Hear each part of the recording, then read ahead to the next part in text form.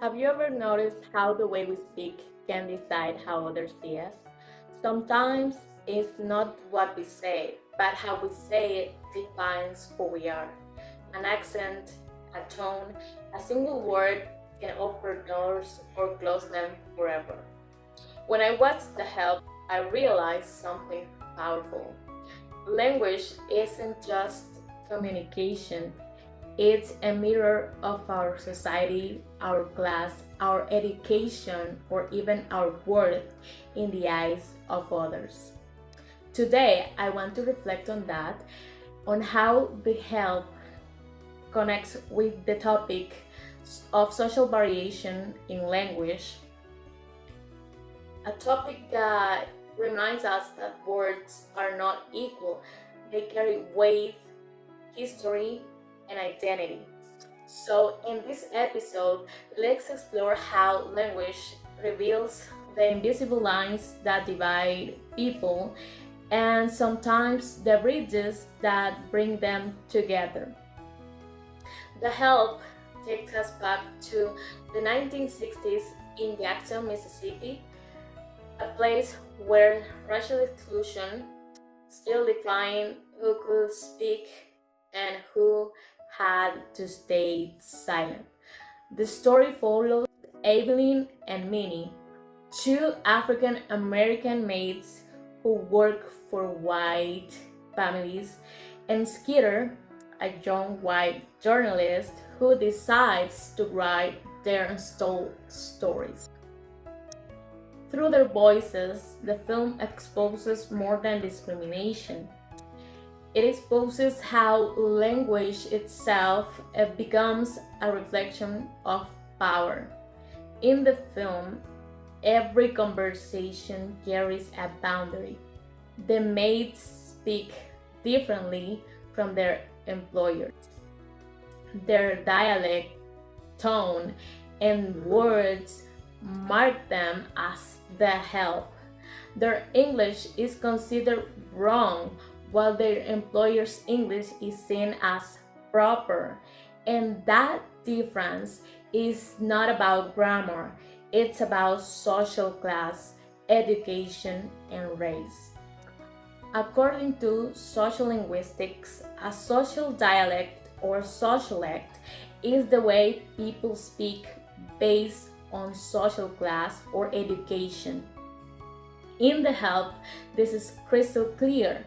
Evelyn and Minnie use African American Vernacular English or AAVE, a variety shaped by history, community, and resistance.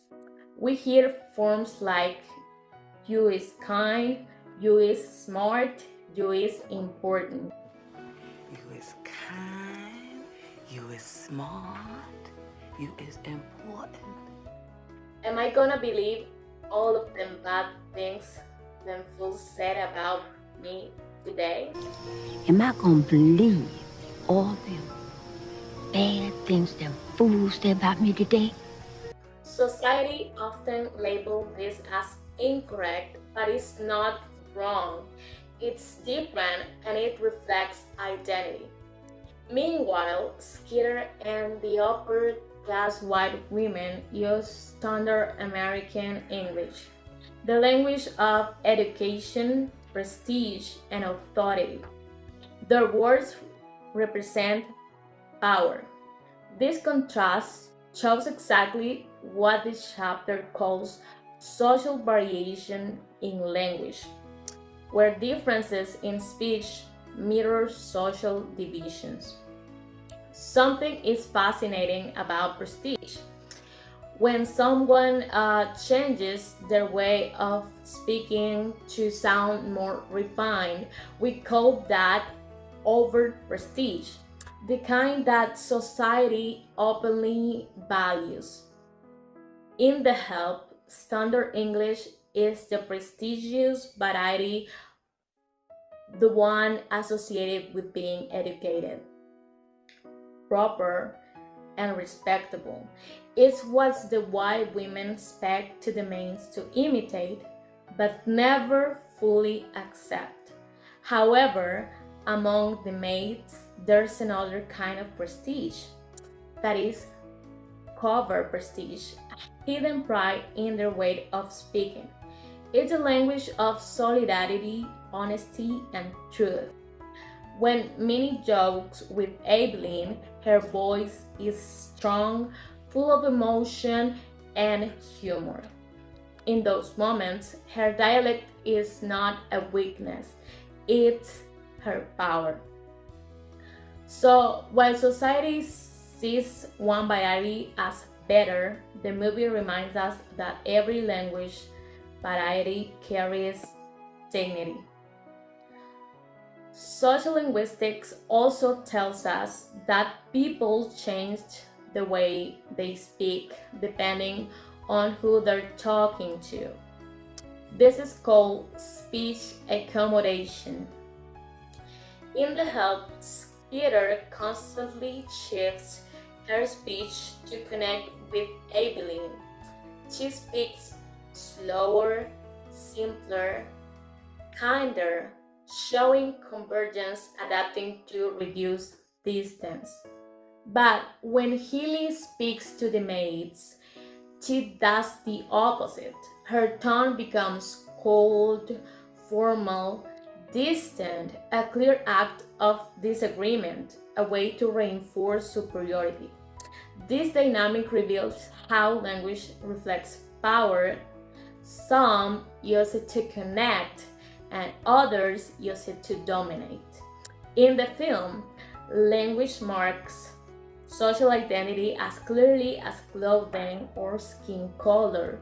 Without seeing a character, you can tell who belongs to which social group by how they speak. That's what sociolinguistics call a social marker. Features of speech that signal our class, background, or community.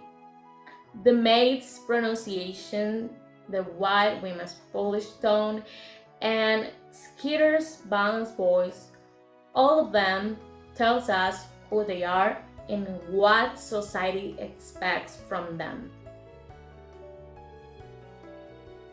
Language in this sense becomes a form of social labeling.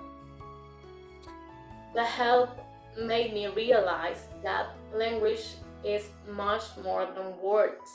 It's identity, it's culture, it's resistance.